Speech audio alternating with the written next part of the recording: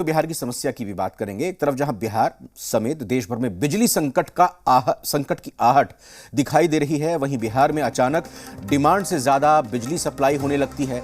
30 अप्रैल को 5406 मेगावाट बिजली की सप्लाई हुई। यह बिहार के लिए बहुत ही अच्छी खबर है, लेकिन खबर यह नहीं है, खबर कुछ और है।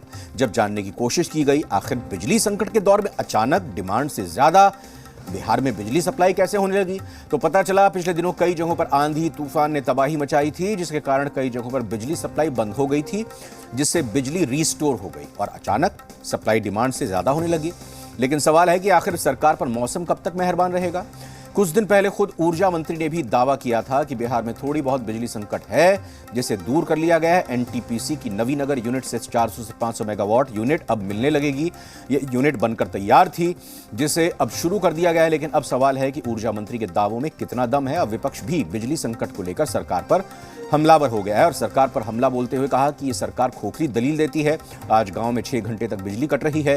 राजधानी पटना भी इससे अछूता नहीं है। क्या वाकई बिहार में बिजली संकट नहीं है, डिमांड से ज्यादा सप्लाई है और इसका कारण मौसम मेहरबानी है? और क्या सरकार मौसम के भरोसे ही बैठी रहेगी या फिर बिजली संकट से निपटने की तैयारी करेगी?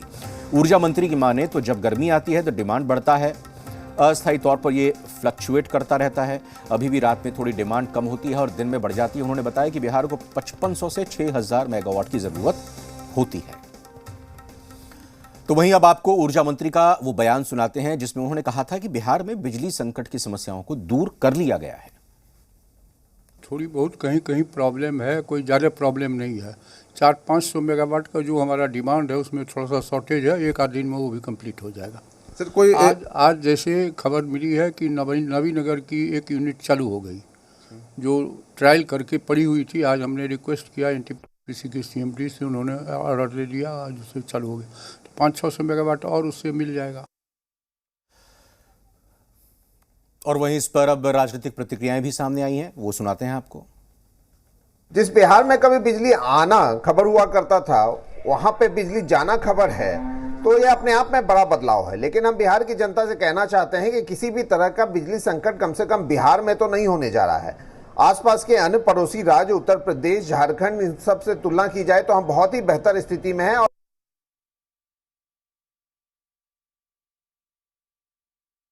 बिजली के सवाल पर जो विपक्ष सवाल उठाता है, तो वो तो खुद एसी में बैठ करके ये बात कर रहे हैं।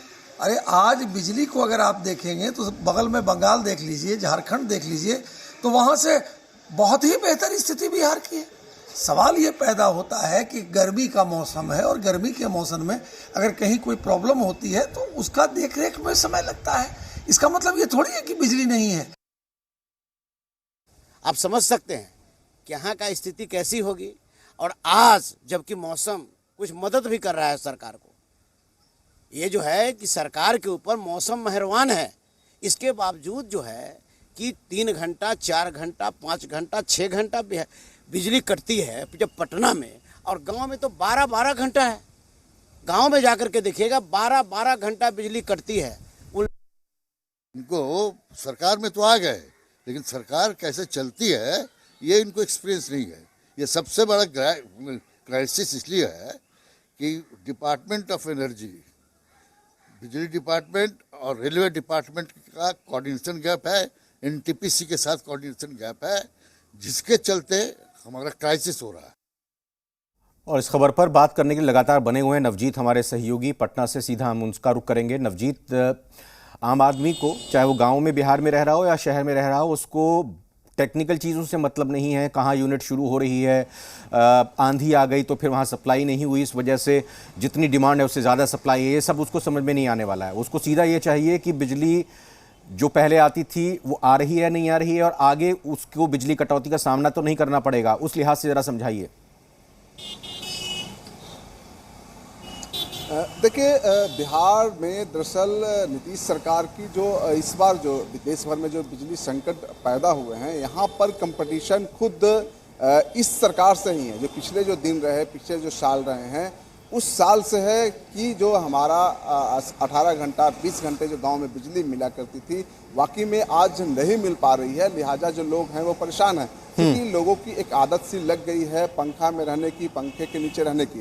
तो कंपटीशन अब इसी में है। यदि जेडीयू कह रही है कि उनके सरकार में क्या हो रही थी तो बात वहाँ पे नहीं है, क्योंकि देश में बिजली संकट है और बिहार में उसका असर साफ देखने को मिल रहा है। मैं आपको बता दूं कि पिछले बुधवार को बृहस्पतिवार की घटना है कि जब आपूर्ति बढ़ाने की बारी आई, जब बिहार में जो 65 आपको 5500 मेगावाट जो जनरली बिजली की ज़रूरत होती है मिलती रहती है, जब उसका डिमांड बढ़ा करीब 6000 के पास गया तो बिहार सरकार ने ओपन मार्केट में जाकर के बोली लगाई। कोई भी जो स्टेट होता है बोली लगाता है कि 2000 मेगावाट यूनिट हमको चाहिए, लेकिन हुआ क्या, सिर्फ और सिर्फ 6 मेगावाट बिजली मिलती है। अब दर्शक समझ सकते हैं कि इस संकट की घड़ी में, इस स्थिति में जब लोग बिजली का खपत कर रहे हैं, बिजली की ज़रूरत है, गर्मी बहुत ज़्यादा होने वाली है। 1-2 दिन पीछे की यदि बात कीजिएगा, शनिवार इतवार आज की बात कीजिएगा तो मौसम ज़रूर थोड़े से मेहरबान है और जो तापमान है, मैक्सिमम जो टेम्परेचर है, तापमान है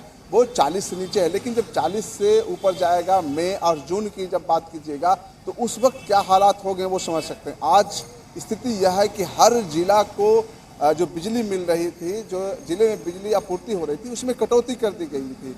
एक एग्जाम्पल के तौर पे कह सकते हैं कि जैसे पटना में जो बिजली की जो पहले आपूर्ति थी 10% मतलब 100% थी, तो आज उनको 75% कर दिया गया। तो कुछ इसी तरीके से कहीं न कहीं तालमेल करने की कोशिश है। जिस तरीके से खपत बढ़ा है और आपूर्ति का जो कह लीजिए कि स्थिति है वो बहुत अच्छी नहीं है। जो बिजली मिल रही है आज तो मिल रही है 5000-5500 के बीच में बिजली की यदि जरूरत हो बिहार में तो वो तो मिल जाएगा, लेकिन जैसे ही इससे ऊपर जाता है गर्मी बढ़ेगी, जून के महीने आएंगे, अभी पूरा मई बाकी है, तो आने वाला जो दिन है वो जरूर बिहार वासियों के लिए थोड़ी सी परेशानी बिल्कुल। बहुत बहुत धन्यवाद। और देखना होगा इस चुनौती का सामना सरकार की तरफ से बिजली मंत्रालय